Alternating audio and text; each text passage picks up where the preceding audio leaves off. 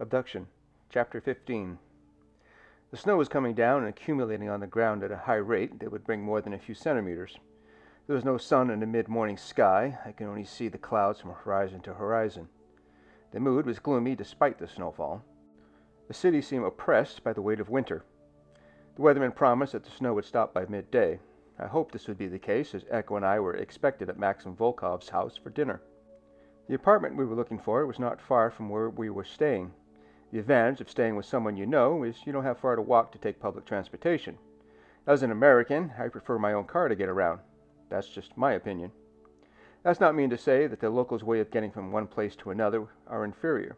On the contrary, it's usually pretty good. With that said, I like not being around so many people to get from one place to another. I missed many good photo opportunities the last time I left Tatiana's apartment. I took my camera with me this time. Bringing it with me to the sporting club was not an option. But there were a few times that I felt the urge to snap a few pictures of either the architecture or the culture. The area around the apartment of the Tchenkos was unique.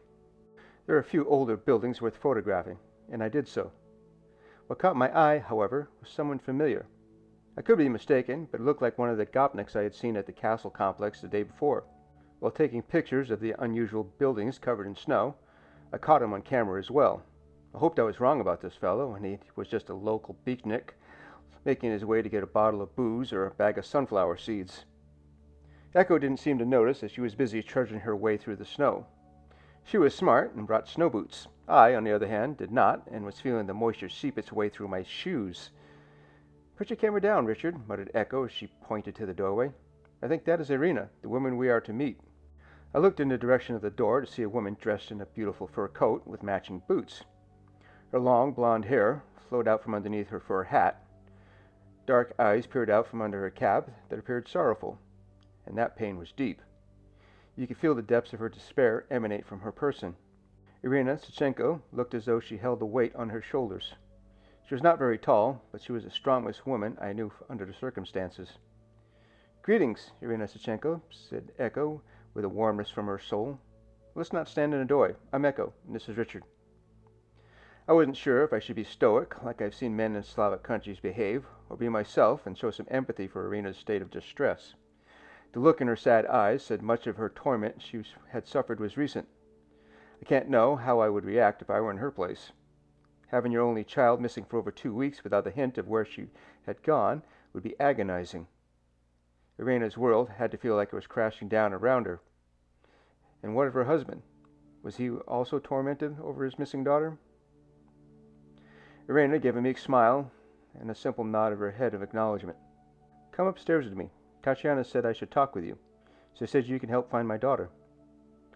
I was surprised that Irina's English was good. Her words were pronounced like anyone that had learned English as a second language, but she was easy to understand. But despite the clearness of her speech, the aching of her heart was noticeable when she spoke. Echo and I followed Irina to the elevator without a word. It was a solemn moment, and talking did not seem appropriate. Even Echo was moved by the situation and remained quiet. Knowing Echo, she would have us headlong into helping find this missing girl.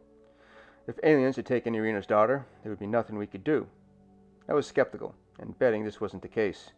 That was my gut feeling, but my instincts had been wrong so many times of late, I couldn't rely on them. I had to follow the evidence. The three of us exited the elevator on the 8th floor of the apartment building.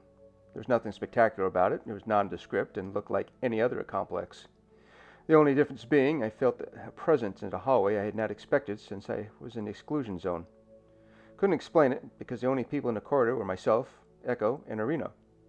I let the girls walk ahead of me while I looked over my shoulder to catch a glimpse of someone watching me. But there was no one there. I shook myself to dispel the creepiness that had come over me. We stopped at the end of the hall while Irina busied herself unlocking and opening the door to her apartment. I gazed out the window. The view was an interesting one of the surrounding architecture and the street below. People walked past the apartment complex, busy with their lives and thoughts, but a Gopnik boy passed below me. It was difficult to tell if it was the same person I had seen earlier because the snow had fallen and obscured the view. Plus, I was so high off the ground, it was impossible to know for sure. "Please come in," said Irina with a soft, pleasant voice. "I will get us some tea, and I will tell you my story." Echo and I followed into the house. The interior of the apartment was pleasing and not over-decorated. Irina had a taste, as everything in the living room matched in shape. The colors mixed magically that it made your eyes relax. As Echo and I found our seats on the couch after taking off our jackets, Irina disappeared into the kitchen. She was not gone long, and she returned with a tray of cups and a samovar. During this time, Echo had placed a small box of chocolates on the table in front of us. Irina's demeanor seemed more relaxed as she was playing host to visitors in her house. The tray she carried was delicately placed on the table in front of the couch. Irina smiled sweetly when she saw the chocolate box. "Where should I begin?"